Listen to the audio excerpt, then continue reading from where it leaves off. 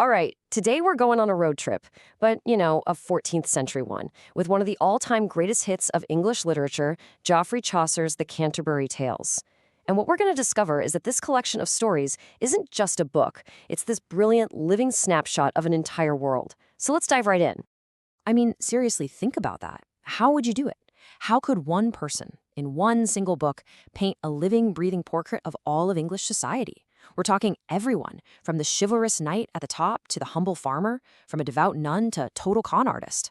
Well, Chaucer set himself that exact challenge, and his solution was, frankly, ingenious. His big idea starts with something incredibly simple and relatable. A group of total strangers going on a road trip, a religious pilgrimage in this case. And he uses that simple setup as a kind of mini version of the entire nation. So this journey, it's not just about getting from London to Canterbury. Oh no, it's about exploring every single nook and cranny of 14th century life. So how did he actually pull this off? Well, Chaucer used this really clever literary technique. You can think of it like a set of nesting dolls, Or maybe like a picture frame with a bunch of smaller pictures inside. It's the real secret to how he organizes this whole social experiment. It's called a frame narrative. So the main story, the pilgrimage itself, that's the frame.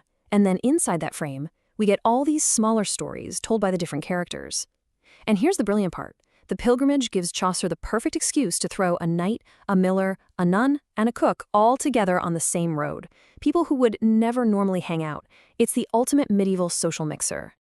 Okay, so picture this. It's April, springtime, at the Tabard Inn, right outside London.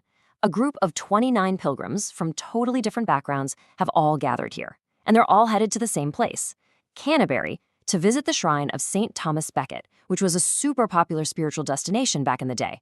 Now, to make the 60-mile trek a little more fun, the host of the inn, this guy named Harry Bailey, he proposes a game. He says, hey everyone, how about we all tell stories to pass the time? 2 on the way there and 2 on the way back. He'll be the judge, and whoever tells the best story, the one with the best moral and the most entertainment value, gets a free supper when they get back, on everyone else's dime. And just like that, the stage is set for the whole shebang. But here's the thing, this storytelling contest isn't just about killing time on a long journey. Nope. It's Chaucer's brilliant way of getting each person to reveal their true character, their morals, and where they really stand in society. You see, the pilgrims aren't just telling stories, their stories are telling us everything about them.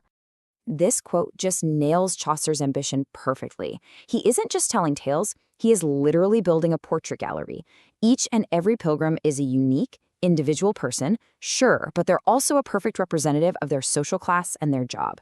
It's a cross-section of an entire society, all on the move together. Just look at a few of them. You've got the knight, who's basically the perfect model of nobility. He's brave, honorable, incredibly humble, the ideal. Then you've got the friar, a church guy who, let's just say, is way more interested in making a buck than saving souls. That's the reality. You meet the merchant, part of this new, growing middle class, totally obsessed with his image and his profits. And then there's the plowman, who's kind of the mirror image of the knight, but at the other end of the social ladder. He's the ideal peasant, hardworking, honest, and deeply religious. You can already see this clash between how things should be and how they actually are. To really get what Chaucer's doing with these characters, we need to understand the social map of his world. See, back then, everybody was supposed to fit into a pretty rigid social structure, and that's the blueprint he was using to build this whole thing.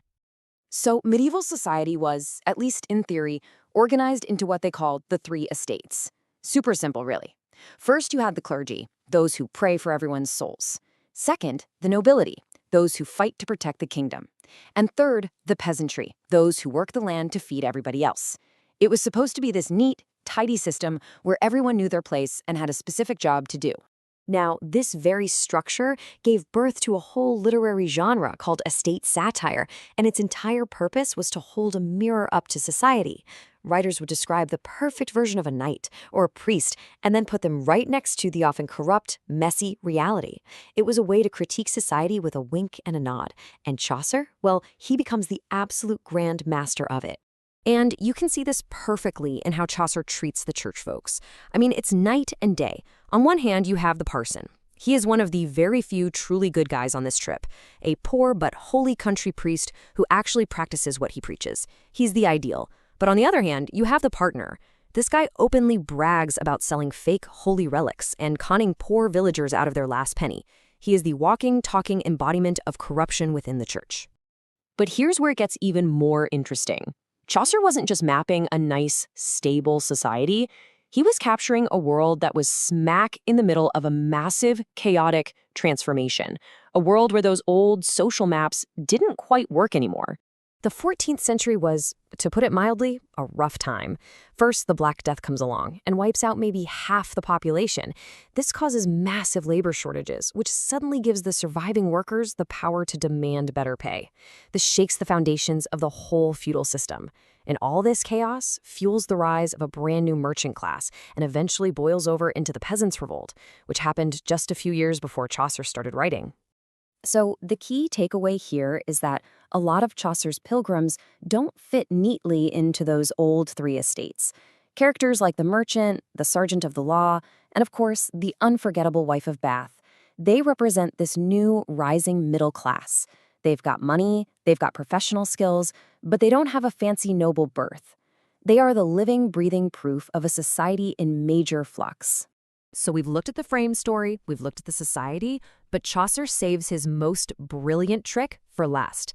And it has to do with the most important and yet the most easily overlooked character on this entire trip.